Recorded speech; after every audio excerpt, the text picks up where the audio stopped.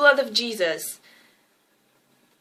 This is my first Spike Lee movie. I know who he is. I haven't actually gotten around to see his movies yet, but I might have to if they are like this one, because this was absolutely incredible. I loved it, and it's definitely not for everybody. This is not one of those movies where I'm gonna go around telling people to watch it, because no spoilers. I'm gonna talk about spoilers at the end. I'm gonna give a warning because I do want to talk about certain characters and certain things, but I loved it. Just overall, great acting, great dialogue. It looked beautiful, and the music that they used was great in it, and the story was interesting, and it was 2 hours, but it flew by, and it felt like such, it was very fun, even though things that were happening weren't fun, and it drew you in from like the first moment. It draws you in, just with the backstory, like this little tiny backstory in the first like 5 minutes of the movie, and you're just in it, I think. And it was so interesting, and it was so, I love when movies do this thing where everyone speaks in a way that you don't usually speak with your friends and your family, and not all movies do it right. A Clockwork Orange is absolutely perfect example where it's done right. No one goes around talking like that. And this is one of those movies where no one goes around talking like that. They look like robots. They sound like robots, almost. Everything is very precise and mechanical. And everything is very OCD, almost. And it's so interesting to watch that on screen. And it's so interesting to see these people interact with each other with this crazy thing happening in the background. And I don't want to give too much away because I feel like you should go in without knowing anything. The trailers, I think, don't really spoil anything, more visually, but as far as story goes, I don't think they give too much away. But it's basically a very out there story with a supernatural element to it, but it's something that we've seen before, done 1,000 times, but this was done so right, and so in such an interesting way, and I feel like I can't really say much without spoiling it, so I don't want to say anything. I just want to say that the acting was fantastic, and the way they looked visually, it looked like every detail was just perfectly put into this movie. It was sort of like a Wes Anderson movie where every frame looked perfect. It looked exact. It looked precise. The music that was used, like I said, was great also, and the acting and the writing and the story. The story keeps you engaged. You want to know what's going to happen, and you want to know what's going on, and you want to see where the characters end up. I was definitely invested in those characters. Ganja and Hess, the two, I guess, the main couple of the movie, Ganja and Hess, which apparently is a reference to another like cult classic movie from the 70s called Ganja and Hess. I had no idea. I saw that after. I don't know if that actually played a part in the movie or not. Not really sure, but I really appreciated those sort of,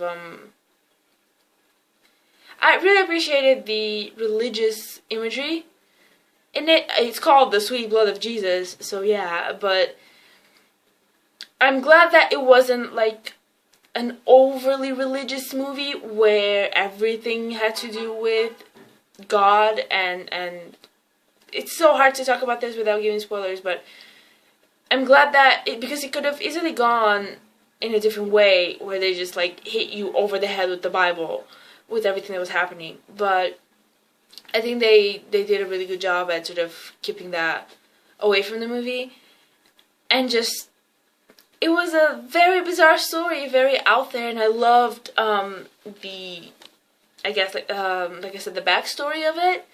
The way it began, I was already interested, and I just wanted to see how it played out. And the ending was, I really liked it. Even though I do have some problems with it, I did like it a lot, and it was definitely worth it. And I kept thinking, how are they gonna end this after such an epic roller coaster ride? I wasn't sure if it was good, if they were gonna do a good job at ending it, but they did, and it was strong and it was good. And the song that they used, I was like, what? And absolutely fantastic. Like I said, it's not for everybody, but it's one of those where if you like movies that are out there, I think you're gonna like this one, definitely. And that's all I have to say. And I'm gonna talk about spoilers, huge spoilers about characters and story. So if you've not seen it, please stop now, go see it, come back, we'll talk about spoilers. Big warning. Rami Malek is in this. I think that's how you pronounce it, Rami Malek. I remember watching him in what's it called, The War at Home, something like that. He played Kenny, the gay neighbor Kenny. He was absolutely hilarious, and he was hilarious in this movie. Oh my god, the whole sequence in the kitchen when he has the grocery bags and Ganja's being a bitch to him, and she's like, where's the wine cellar? He's like, I'm not gonna tell you. And it was just so funny. And what happened to him? That was never explained, was it? She killed him, but did he come back? Why are they coming back? That's my main thing. If you've seen the movie, I assume you have, because I'm talking about huge spoilers here. How are they coming back? That wasn't, unless I missed in the first 5 minutes the explanation of the sword.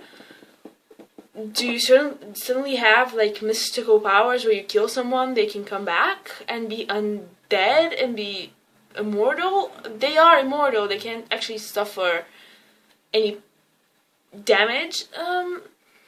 So that was very bizarre. The whole scene where he goes to see the woman with the baby, that was so uncomfortable to watch, because he just wants to be invited to her apartment, and I kept thinking, no, don't do it, don't do it, don't do it. And I don't know what he was trying to do there. Was he trying to make her immortal for the sake of the baby? Why did he choose her? He could have chosen anybody else. What was the point of making her immortal? So that the baby could have a mom? I didn't really understand what was going on, and I might have missed something, I don't know. Then he goes back to see her, and she's totally alive, and she looks at the baby, and she looks at him, and she looks at the baby, and she says sorry to the baby, and he looks absolutely disgusted. And I thought, and they just cut away, and they never come back to this, and I thought, oh my god, did she kill the baby? Did she create like an immortal baby or something? That was a whole disturbing sequence of events that I wasn't very clear on. I might have missed something. But yeah, what happened to the guy that worked for him? I really liked him. He was really funny. She kills him. Hess dies, and the girl comes back. The girl with the blue eyes. I'm glad that she came back. I liked her as a character, even though she was in it for just 3 seconds and they killed her. That came out of nowhere. Why did they have to bury her alive? She was breathing, like Ganja said, she's breathing, she's alive. And Hess was just like, yeah, no, we have to bury her. Why? He knows her for years. I thought he would be happy to share this with her, blah blah blah. He shared it with Ganja. Didn't want to share with his friend, so they just totally killed her. She comes back though, blind. But she totally can see. She knows where Ganja is. She's there with her, but she's blind. So I'm assuming that because she was underground, right? Blah blah blah. She went blind. But because she's immortal, whatever, she's not blind. She just looks blind. Someone please explain this to me. It had some plot holes, but I really enjoyed this movie, and why did Hess die? Just because of the cross? Just because of the shadow of the cross? And Ganja, I feel like, good for her. Good for her for not dying. You know, after everything he put her through, good for her for not giving up like he did. You know, I feel like maybe his whole thing was just, he realized that he was a shitty person for doing this to other people, and maybe that's why he wanted to die. I hope Ganja's okay, and Ganja has her friend, and the guy, I hope he's okay in the house, and they can just live, the three of them just live a happy, normal life, considering everything.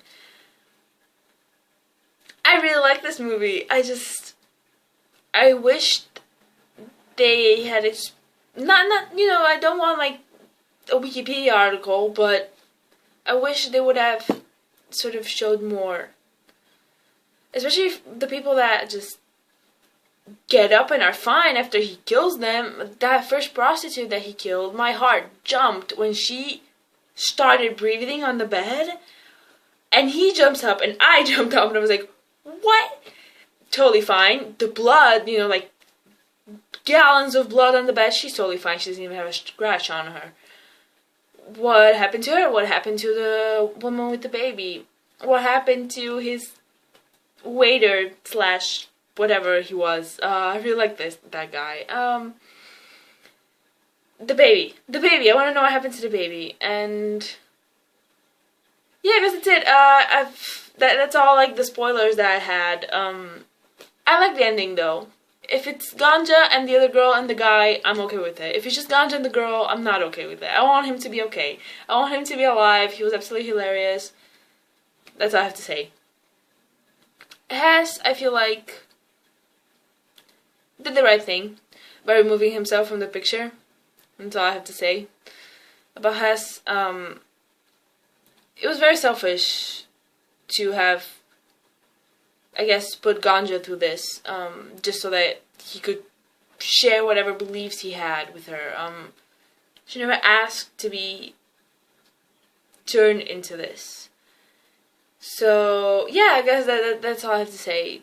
Comment below if you've seen it, and all your theories about them coming back, and about babies, and undead babies.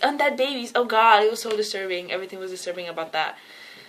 And then she's lying on the bed naked, and he goes and he says goodbye to the baby. And she's like, leave, just leave already. That was awful to watch. A lot of uncomfortable scenes in this movie. But yeah, big thumbs up. It's not for everybody, let's just say that. It's not for everybody. But it was actually very, very interesting to watch. Very entertaining. Very well made. A lot of thought was put into it, you can tell. Very intriguing. Great backstory. I mean, the first 5 minutes when they just explain that the tribe or whatever, like, use a sword and blah blah blah, and I mean the whole sequence with him, with Hess almost getting killed by the other guy and getting stabbed with the sword, that just, wow, that, I was like, oh, that's how he becomes one of them, I guess. That's how he becomes addicted to blood. Very, very good, very solid movie. Even though it had major, I guess not plot holes, but just little things that weren't explained. They weren't that little though.